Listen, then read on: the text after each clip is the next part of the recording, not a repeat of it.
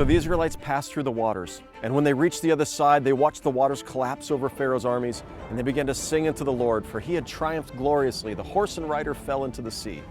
This is what the people sang as they left that place. And Moses says, we're going to the mountain of God. We're going to Mount Sinai, the place where I met God and heard God's call for me to come and deliver you and take you to a promised land. And so they begin this journey, and they journey for 3 days. And yet during this journey in the desert, they're actually following the Suez, what's today the Suez Canal.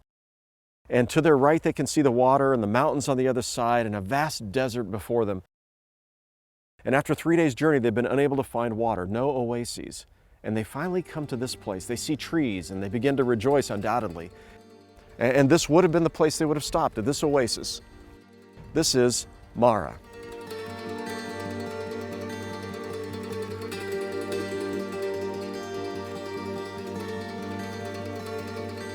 And as they stopped, they found that there was water there. So they found the water was bitter at Marah. They couldn't drink it. And so God showed Moses a stick and told him to cast the stick into the water. And when he did, the water became sweet.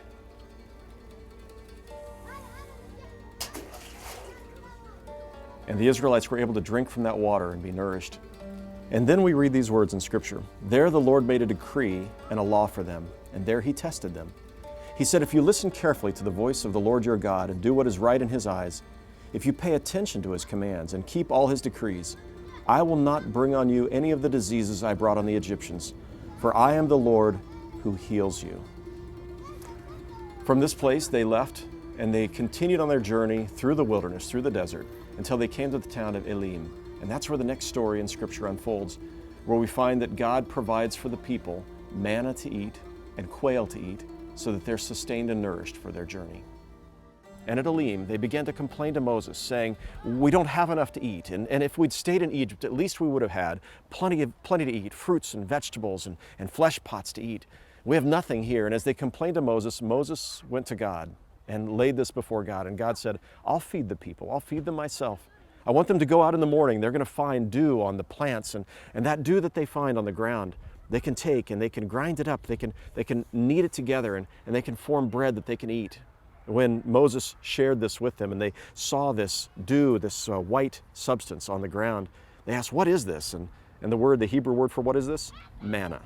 And so they took this manna and they began to prepare from it food to eat. It tasted like honey wafers, and this would sustain them for the next 40 years. And God also brought to them in the evening a flock of quail that they were able to eat. This happened at Elim. And after this, from this time forward, they would continue to be sustained by the food that God would provide for them in the wilderness. And by the way, there are quail flocks that still are found in the Sinai to this day. So they're going to continue their journey towards Mount Sinai. We're going to continue that journey as well. Let's make our way to Mount Sinai, the mountain of God.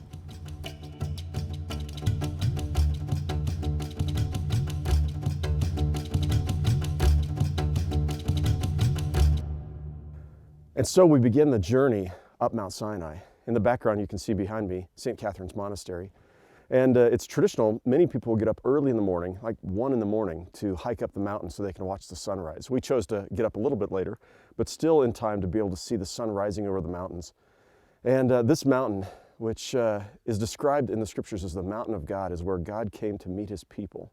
Moses ascended the mountain, and as he ascended the mountain, there was dark clouds and lightning and thunder. It was terrifying to the people who were left in the valley. And Moses came here and had his direct encounter with God.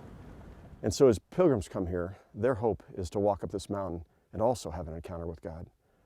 So this morning, it's pretty cold. We got up before the sun was out, and it's about 25 degrees out today.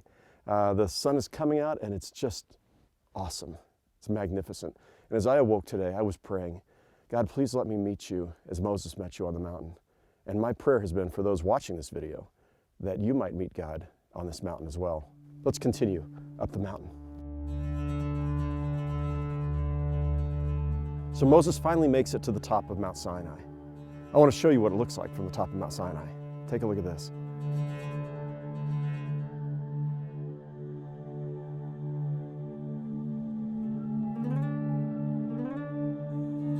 Breathtaking. Mountains all around.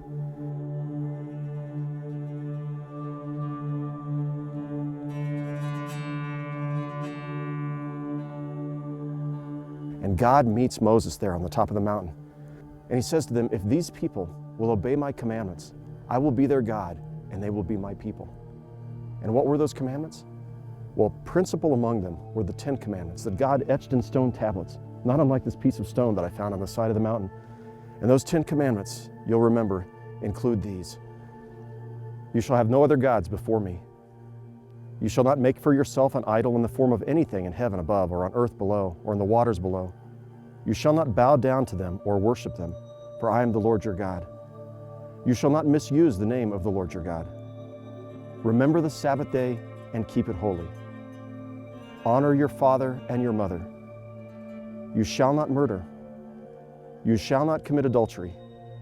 You shall not steal. You shall not give false testimony.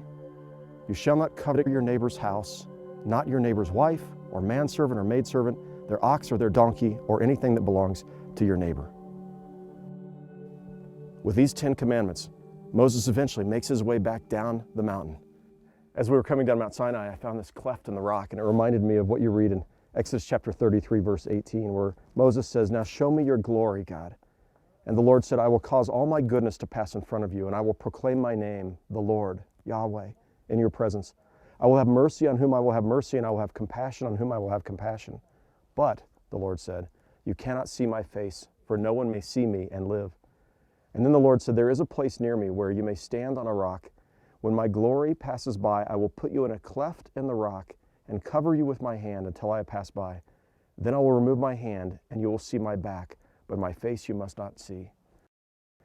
And as I stand here, I'm reminded of that, the cleft in the rock in which we're hidden, and the glory of the Lord passes by so that Moses is protected and he sees his glory, the trail of his glory as it passes by.